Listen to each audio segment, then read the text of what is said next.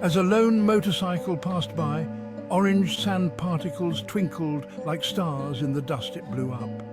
It was Monday, and it was only 9:30 in the morning, but the temperature had already reached 30 degrees Celsius. A family of monkeys was jumping from here to there on the branches of the lush trees and then frolicking on the warm sand in front of us.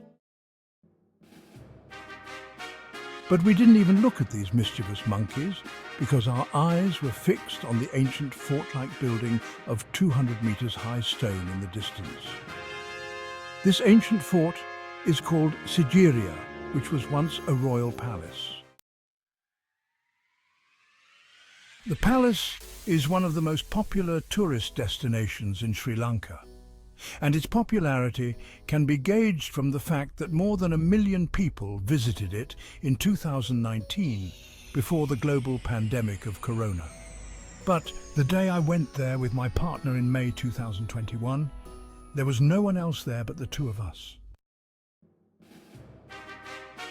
Built in 477 AD, this palace is not only one of the most important archaeological sites in South Asia, but it is also one of the oldest structures in the region that have been largely preserved in their original state. In 1982, the United Nations declared this ancient architectural masterpiece a UNESCO World Heritage Site due to its magnificent walls, its construction on a high rock, and the exciting art on its walls. But what makes this palace a national treasure of Sri Lanka is its gardens and amazing irrigation system. The gardens of Sigiriya are not only among the gardens in South Asia that have an ancient irrigation system, but are also among the oldest gardens in the world. When the palace was at its height in the 5th century AD, the corridor through which special guests of the king would enter the palace used to have magnificent gardens on both sides of it, which, after crossing it, they had to climb 1,200 steps. They used to reach the palace located on the high rock.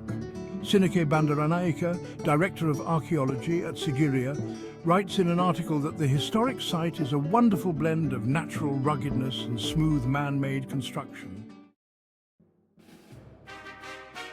The gardens of Sigiriya actually consist of 3 different parts, but these 3 parts are interconnected.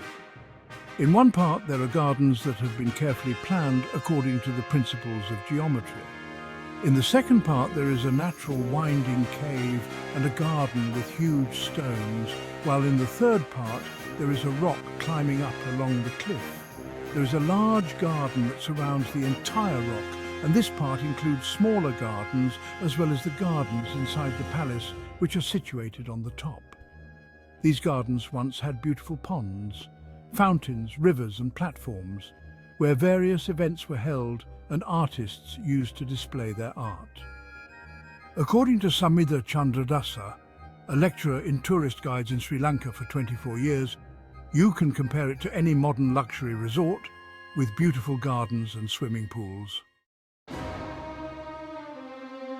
It's not surprising how little things are taken care of in Sigiriya's gardens map, but what surprises you most is the irrigation system here. In this system, a combination of hydraulic power, underground tunnels and gravity has created such a magnificent series of pools and fountains that it is a pleasure to see. And it is surprising that it was built about 1,500 years ago. The system is still working today. Some people in Sri Lanka still believe in the folklore that the source of the water that irrigates all the palace gardens is the pond built on top of this rock. But the fact is that all the water flowing in this palace complex comes from a small reservoir, or dam, which the locals call tank. This complex irrigation system is basically a collection of underground earthen tubes or pipes that, with the help of gravity and water pressure or hydraulic pressure, move water from a large reservoir at a height to various ponds, springs and rivers. It leads from where it waters all the gardens. However, part of the water coming to these water gardens also comes from the top of Sigiriya. What happens is that the rainwater is collected in the reservoirs located on the top of this big rock, from where it is mixed with the water coming from the main reservoir through different channels from inside the rock. According to Bandaranaike, the irrigation system installed in these gardens is based on the point that pipes of different sizes are connected with each other with great skill to create an irrigation system that is the world of engineering. It is a masterpiece. Bandaranaike also writes in his article that when excavations were done here, water channels were discovered at different depths inside the earth, which seemed to show that the builders of these systems had mastered the sciences of physics and engineering. Although this irrigation system dates back to the 5th century AD, it looks like a modern innovation. Before Sigiriya became the capital, the royal capital of Sri Lanka was located at Anuradhapura, 70 kilometers northwest of here. Then the then King Datta Sena's son from an illegitimate woman rebelled against his father, in which the king was killed and King Kasyapa ascended the throne. After ascending the throne, King Kasyapa shifted the capital to Sigiriya and built a new palace for himself on the top of the Lion Mountain. As you climb the long staircase leading to the palace, you realize why the king did this. According to the ancient historical documents of Sri Lanka, the king had a palace built for himself, which from a distance looked like a huge lion sitting on the ground. According to an archaeologist, its main entrance passes between the paws of a lion, through which you reach the original palace on the top of this hill.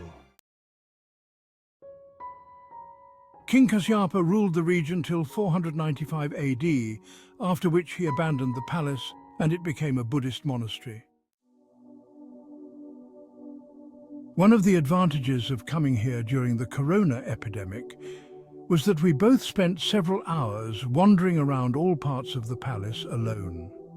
Although the walls around the water gardens have lost their luster over time, we could still see the bricks in the foundations of the ponds, cisterns and fountains, which are used to withstand the rainy season. The water was collected in these gardens and used for irrigation. This ancient palace also has a series of small gardens called miniature water gardens. Actually, these gardens are not that small because they are also 30 meters wide and 90 meters long. These water gardens are divided into 5 parts, and their special feature is a snake-like river running through them, which seems to have been ahead of its time. According to Bandaranaike, one of its special features is that when the water slowly passes through the pebbles inside the river and the marble at its bottom, it will not only look very beautiful, but the sound coming out of it will also be amazing. It will not be less than Jaltarang. We're raising, he says, that the real enjoyment of these small gardens comes in the moonlight at night. This aspect of these gardens is very romantic. Although these small gardens now do not look as magnificent as they once did in the 5th century, the system of fluctuating water levels in these pools, archaeologists believe, once housed music courts. It would have happened, which was a very big thing in terms of its era. The springs and ponds of Sigiriya, especially the large reservoir at the top, are commonly believed to be where the royal family and Kasyapa's favourite concubines used to swim on hot summer days. The stone steps around these pools suggest that many of them were used as swimming pools, but besides beauty and utility, the gardens of Sigiriya had another purpose. Veera Singh, he believes that King Kasyapa wanted people to see water in a certain way. Apart from enjoying the pools here, the king wanted to send a message through his majesty and wisdom that if anyone doubts his power, they should look at his magnificent palace and the system installed in it. When you look at this strange water system installed around the royal palace of Sigiriya, it seems that the king is sending a message to his subjects about his power. By the time we climbed more than 1,200 steps through the tiger's paws to reach the palace, our clothes were drenched in sweat and I was out of breath. Leaving the main part of the palace, we saw the largest tank on the top of this mountain. We thought, why not take a dip, like the royals of yesteryear? But it hadn't rained in weeks, and there weren't any royal attendants to fish the frozen nets for us, so our desire remained in the heart. When you reach the top and look down, you will realize how skillfully and elegantly all the gardens are laid out here.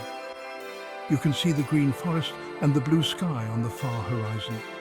Of course, the powerful king of his time could not have had a better place to build this palace full of gardens. According to Veera Singhi, you stand here and imagine that it is rainy season and the clouds are sitting on the top of this hill. In such a way, you are passing through this garden, and you see in front of you a huge tank of clear water, in which the water coming from above is falling and then coming out from the fountains in the form of a rapid spray.